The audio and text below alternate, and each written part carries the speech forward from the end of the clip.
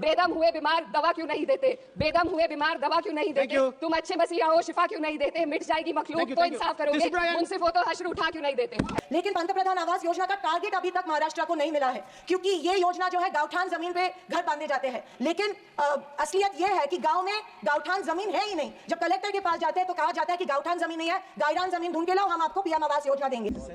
जनपद शामली व मुजफ्फरनगर को एनसीआर में तो शामिल किया गया है, परंतु वहां पर कोई विकास नहीं हुआ तथा उसको कोई भी लाभ नहीं मिला है। वहां के लोग सिर्फ प्रदूषण के बाध्यकारी नियमों से परेशान हैं, इसलिए दोनों जनपदों को एनसीआर की सीमा से बाहर किया जाना चाहिए।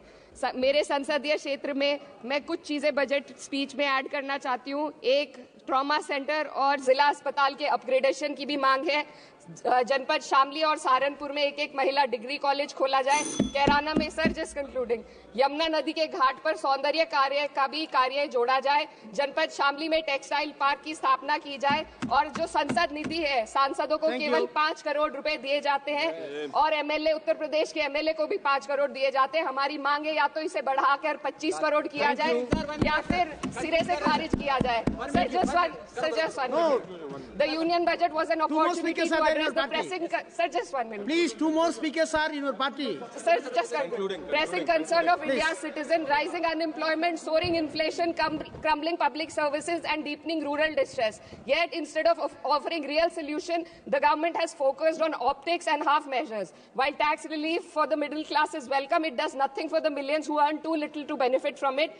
Education remains underfunded, rural employment stagnates, and farmers continue to struggle without meaningful support. The delays in conducting the census and caste census further exposes the government's disregard for data-driven policy making and social justice. India needs a budget that prioritizes its people, not just its economic headlines. A budget that invests in human capital, strengthens social security, and ensures dignity and stability for all. But what we have instead is another missed opportunity, one that fails the poor, the youth, the farmers, and the women of this country. Budget प्रस्ताव पर अपने विरोध को मैं 2 पंक्तियों में आपके सामने रखना चाहूंगी।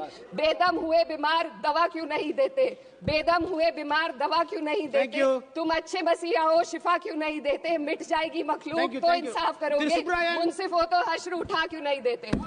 अध्यक्ष महोदय, किसान सम्मान योजना, मेरे कॉन्स्टिट्यूएंसी में करीबन 50,000 लोग इस योजना से वंचित है, क्योंकि इसको अप्रूवल्स नहीं मिल रहे हैं। जब वो मंत्रालय में जाते हैं और पूछते हैं हमारी योजना को अप्रूवल को क्या हुआ, वो कहते हैं कि दिल्ली जाके पूछो, हमें नहीं पता है। तो किसान योजना, किसान सम्मान योजना का इंटेंशन क्या है? या तो किसानों को फंसाया जा रहा है किसान योजना के माध्यम में से।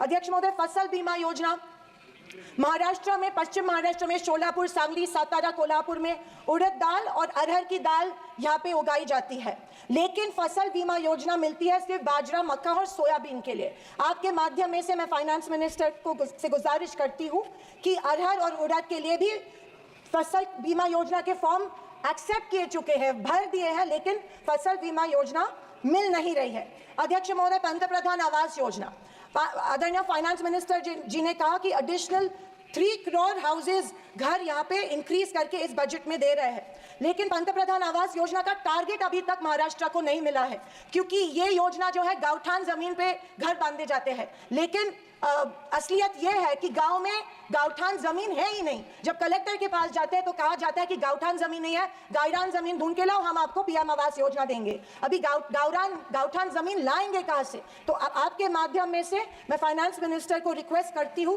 कि सारे कलेक्टर्स, डिस्ट्रिक्ट कलेक्टर्स को आदेश दे कि जितनी भी गावरान जमीनें हैं गांव में, उनको गांवठान करके पंतप्रधान आवास योजना लोगों को लागू की जाए और सारे जो पेंडिंग प्रपोजल्स हैं वो एक्सेप्ट किए जाए। और मेरी आपसे ये गुजारिश है कि 1,40,000 रुपए इस योजना के लिए मिलते हैं, ये बहुत तुटपुंजी है, इसके लिए 2,50,000 दिए जाए पंतप्रधान आवास योजना के लिए।